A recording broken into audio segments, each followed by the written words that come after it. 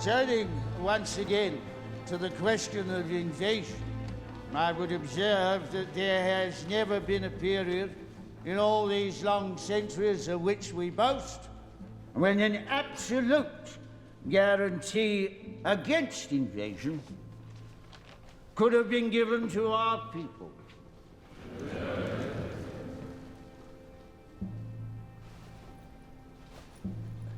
But I have myself full confidence that if all do their duty, if nothing is neglected, and the best arrangements are made as they are being made, we shall prove ourselves once more able to defend our island home, to ride out the storm of war, and to outlive the menace of tyranny, if necessary, for years, if necessary, alone.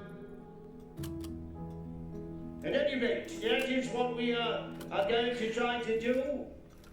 That is the resolve of His Majesty's government, every man of them. To your right a bit more, please. That is the will of Parliament and the nation.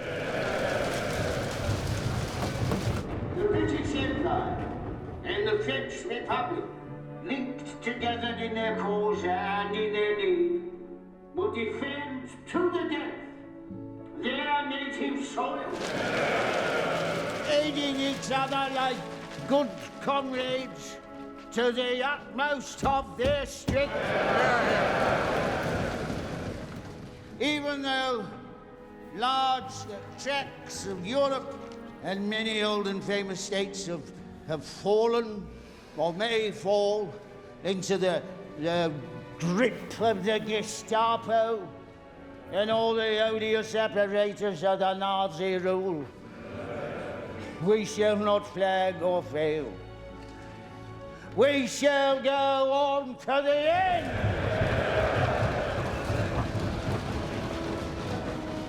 We shall fight in France.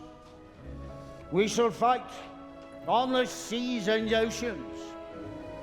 We shall fight with growing confidence and growing strength in the air. We shall defend our island, whatever the cost may be. We shall fight on the beaches.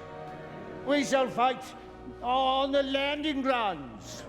We shall fight in the fields and in the streets. We shall fight in the hills. We shall never surrender!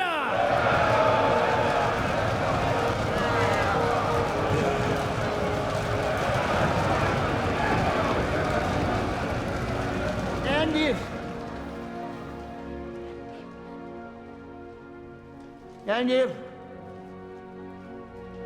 which I do not for a moment believe, this island or large part of it were subjugated and starving, then our empire, beyond the seas, armed and guarded by the British fleet, would carry on the struggle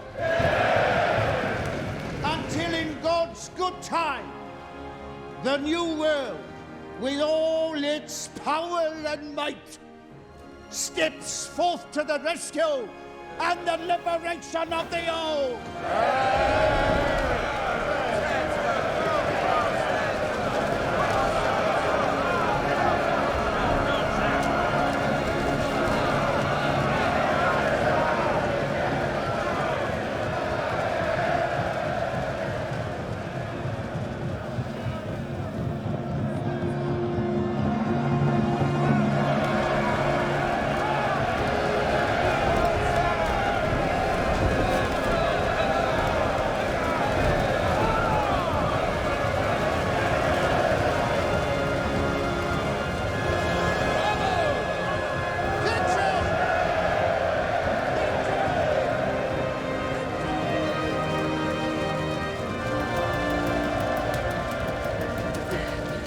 Changed your mind?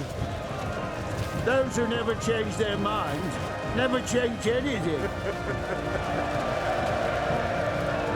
What just happened? Immobilized the English language and sent it into battle.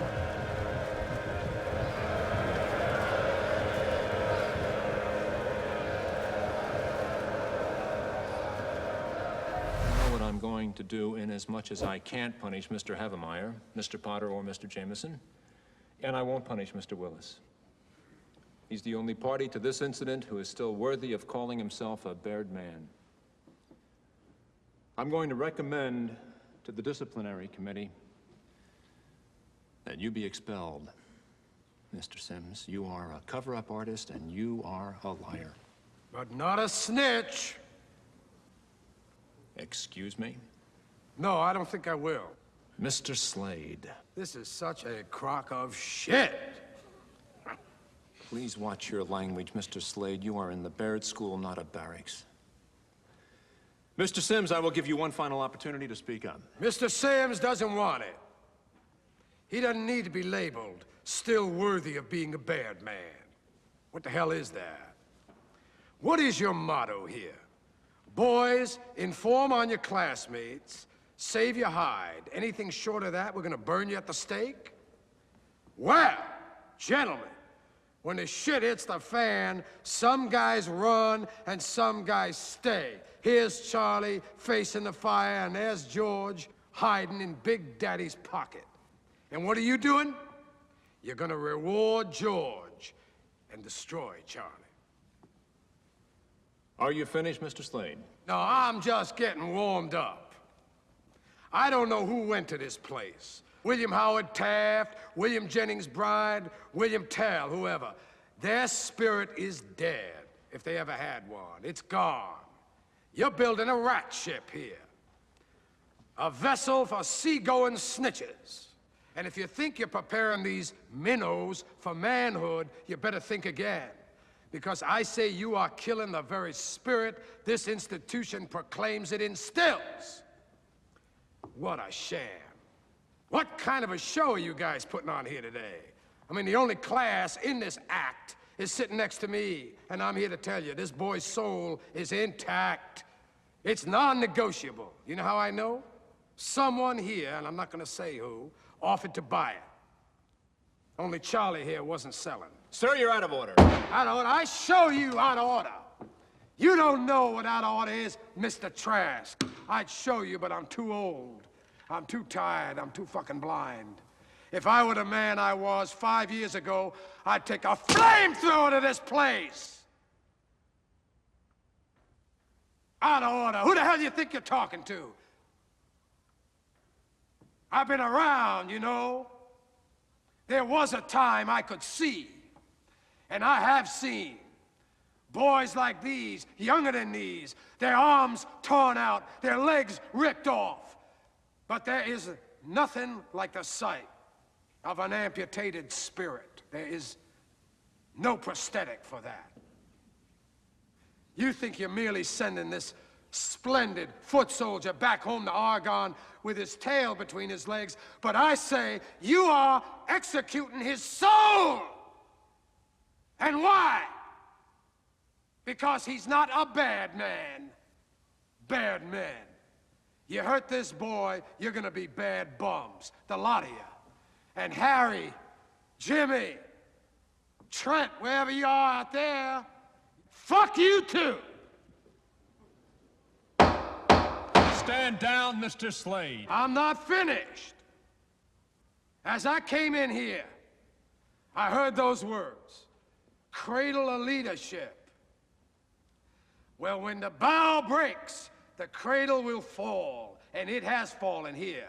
It has fallen. Makers of men, creators of leaders, be careful what kind of leaders you're producing here. I don't know if Charlie's silence here today is right or wrong. I'm not a judge or jury, but I can tell you this. He won't sell anybody out to buy his future. And that, my friends, is called integrity. That's called courage. Now that's the stuff leaders should be made of.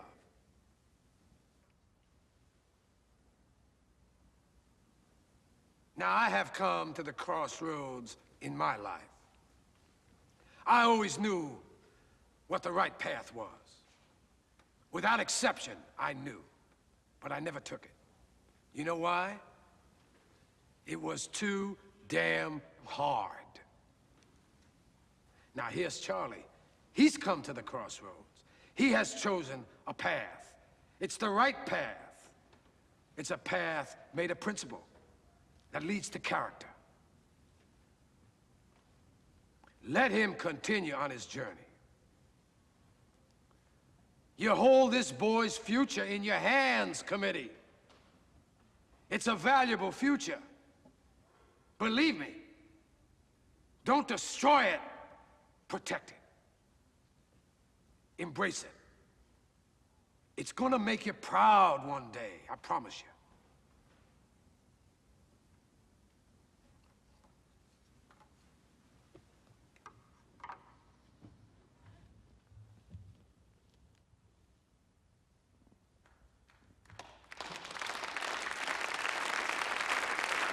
How's that for calling ball?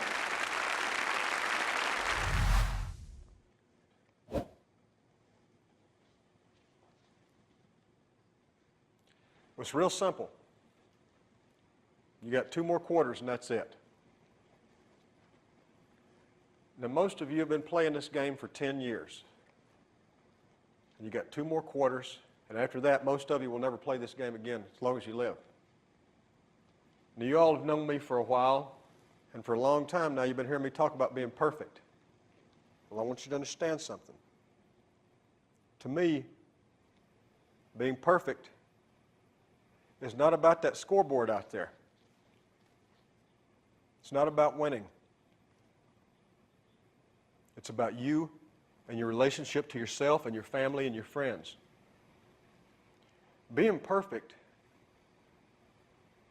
is about being able to look your friends in the eye and know that you didn't let them down because you told them the truth.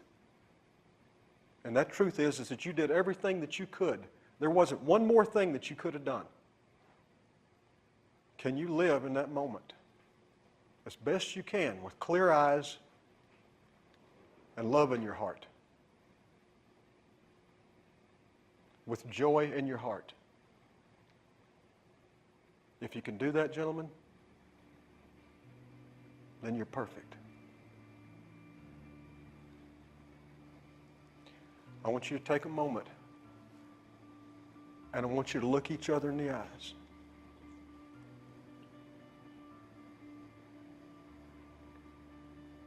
I want you to put each other in your hearts forever, because forever is about to happen here in just a few minutes. I want you to close your eyes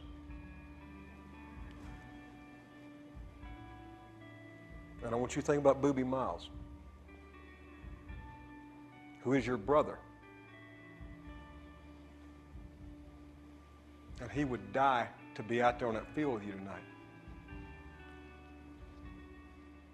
And I want you to put that in your hearts. Boys, my heart is full. My heart's full. Ivory. Our Father, who art in heaven, hallowed be thy name. Thy kingdom come, thy will be done, on earth as it is in heaven. Give us this day our daily bread, and forgive us our trespasses, as we forgive those who trespass against us. Lead us not into temptation, but deliver us from evil. For thine is the kingdom, the power, the glory, and forever. Amen.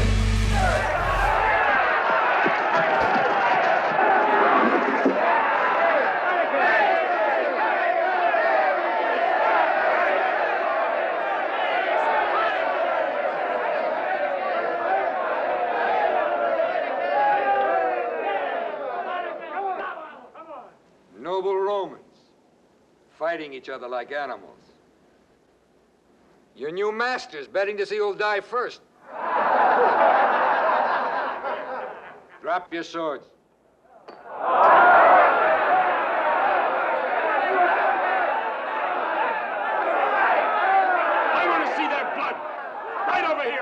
a dime. When I fight match pairs, they fight to the death. I made myself a promise, Grixis. I swore that if I ever got out of this place, I'd die before I'd watch two men fight to the death again. Draba made that promise, too. He kept it. So will I. Go on. Get out. What are we, Crixus? What are we becoming, Romans? Have we learned nothing? What's happening to us? We look for wine when we should be hunting bread.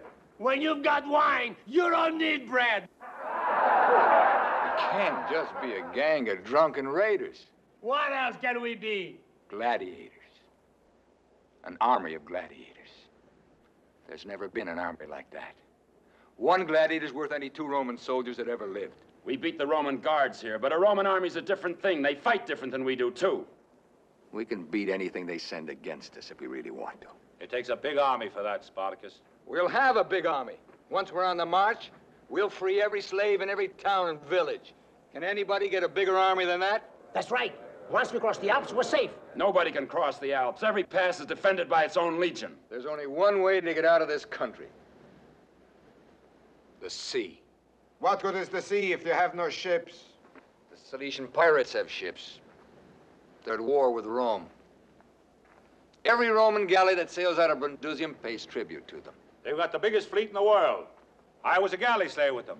Give them enough gold and they'll take you anywhere. We haven't got enough gold. Take every Roman we capture and warm his back a little. We'll have gold all right. Spartacus is right. Let's hire these pirates and march straight to Brundusium.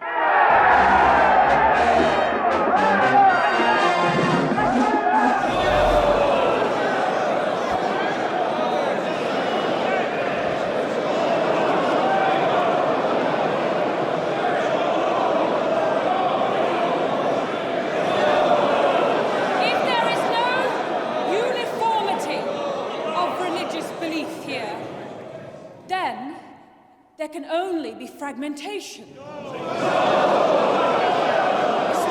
and quarrel.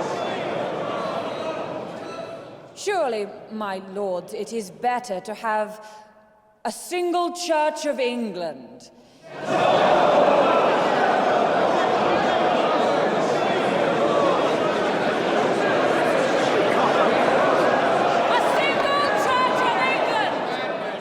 With a common prayer book.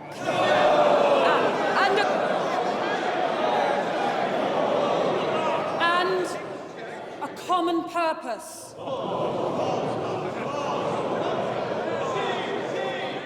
I ask you to pass this Act of Uniformity, not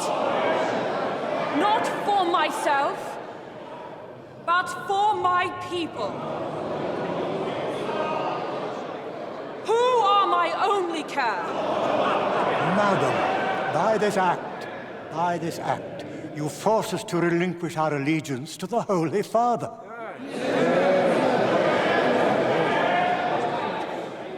How can I force you, Your Grace? I am a woman. I have no desire to make windows into men's souls.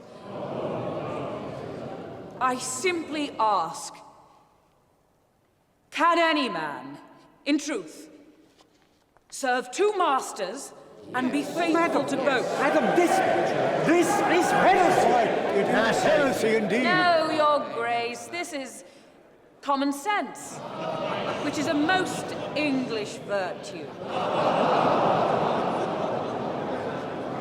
Where is Gardner? Where are the others? Open the door! This is Walsingham's doing.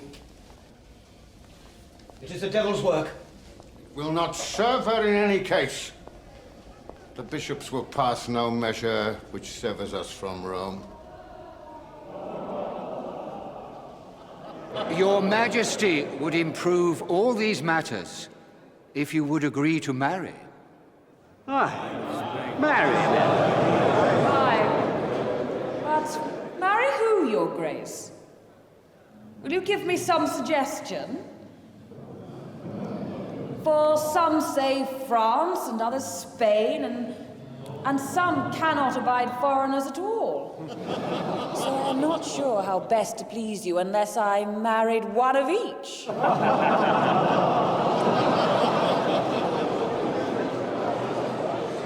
Now your majesty does make fun of the sanctity of marriage.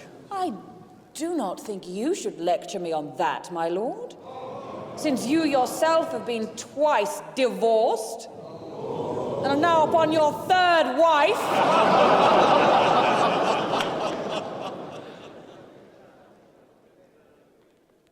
Each of you must vote according to your conscience. But remember this. In your hands, upon this moment, lies the future happiness of my people and the peace of this realm. Let that be upon your conscience also.